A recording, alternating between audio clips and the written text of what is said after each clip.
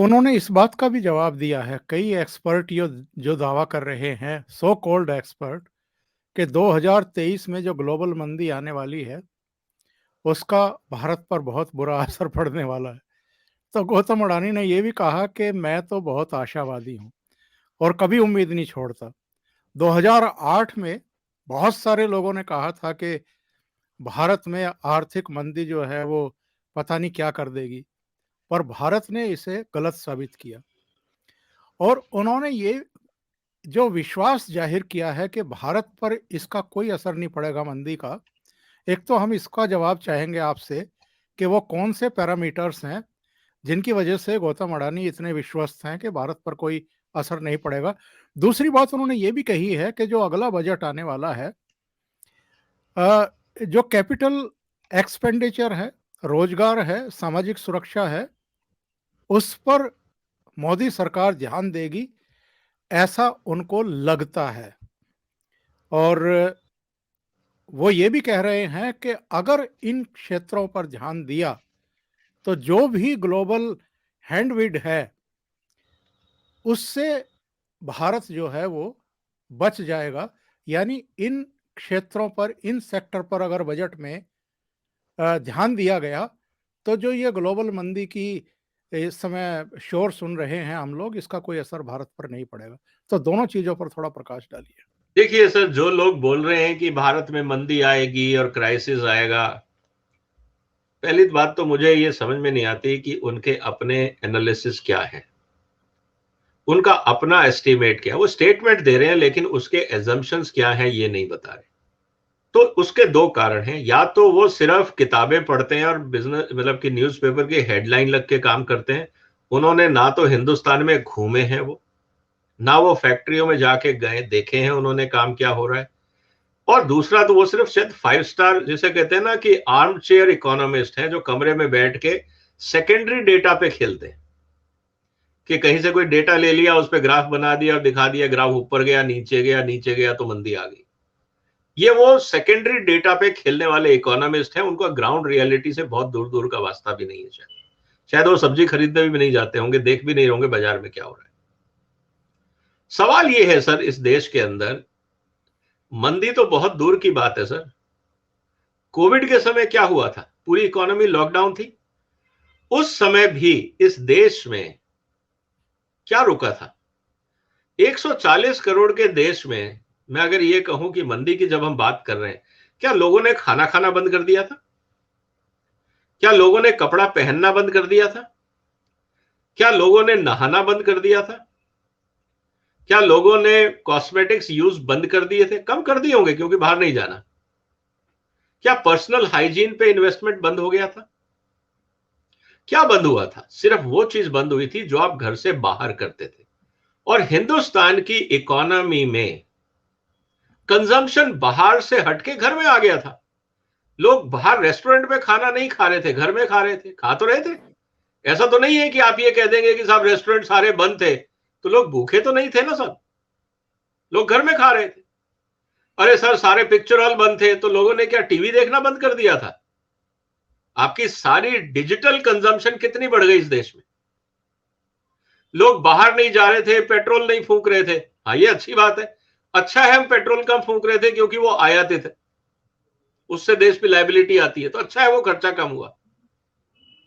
कहने का मतलब क्या है सर कि हम लोग अगर ध्यान से देखें, हिंदुस्तान की 80% इकोनॉमी वैसे ही चल रही थी जैसे चलनी चाहिए।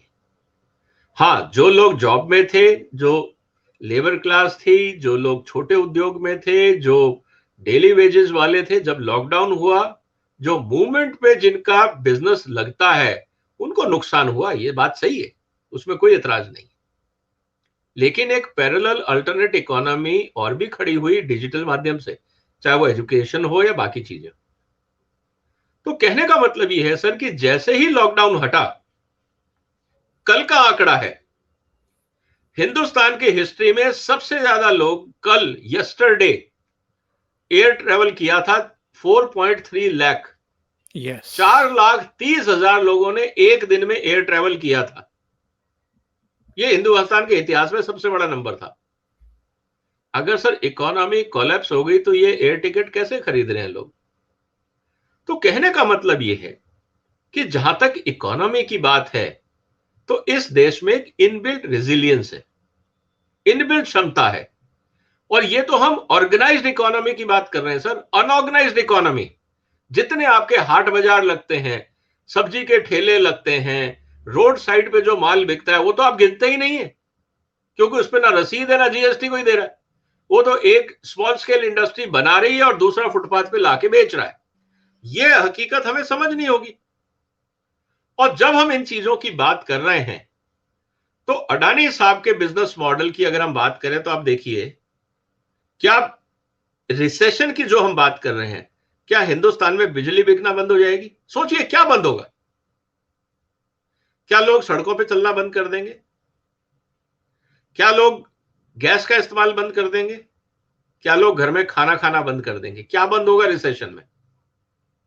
रिसेशन में एक ही चीज कमी आएगी, क्योंकि अमेरिका में रिसेशन है। हिंदुस्तान से हम कितना माल अमेरिका एक्सपोर्ट करते हैं सर? दवाइयां। तो क्या अमेरिका में लोग बीमार होना बंद हो जाएंगे रिसेशन में? दवाइयां हमारी फिर भी बिकेंगी। हिंदुस्तान से हम आईटी सर्विसेज एक्सपोर्ट करते हैं, तो क्या आप कह रहे हैं रिसेशन में बैंक बंद हो जाएंगे अमेरिका में? इंश्योरेंस कंपनियां बंद हो जाएंगी? वहां की आईटी सिस्टम्स बंद हो जाएंगे? कुछ बंद नहीं होगा। सिर्फ लोग वहां पे टूरिज्म कम करेंगे, होटलों में कम जाएंगे, होटल में कम खाएंगे, मस्ती थोड़ी कम करेंगे, क्योंकि पैसा कम होगा। उससे हमारी इकोनॉमी को कोई फर्क नहीं पड़ रहा, क्योंकि मैंने जाके वहां होटल नहीं खोले। तो पहली बात। दूसरी बात, असर पड़ेगा चाइना को, क्योंकि उनकी एक्सपोर्ट ओरिएंटेड इकोनॉमी हमारी नहीं है। हम जो एक्सपोर्ट कर रहे हैं वो बेसिक्स एक्सपोर्ट कर रहे हैं, चाहे वो खाने की चीजें हो, चाहे आईटी सर्विसेज हो, मेडिसिन हो, या बेसिक टेक्सटाइल्स हो। और जो हमारे कॉम्पिटिटर थे, चाहे वो चाइना है, चाहे वो बांग्लादेश है, या और देश हैं, वहां के अपने इकोनॉमिक कंडीशंस बहुत खराब हैं, तो वो सस्टेन नहीं कर पा रही है इकोनॉमीज। तो वहां का कस्टमर छोड़ के हिंदुस्तान आ रहा है।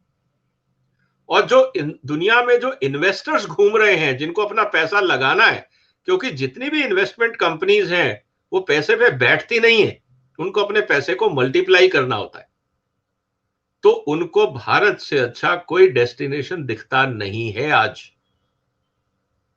तो हमारे यहां रिसेशन नहीं आएगा। अगर बाकी दुनिया में रिसेशन आता है, वहां लोग इन्वेस्ट करने से घबराएंगे, भारत में आएंगे।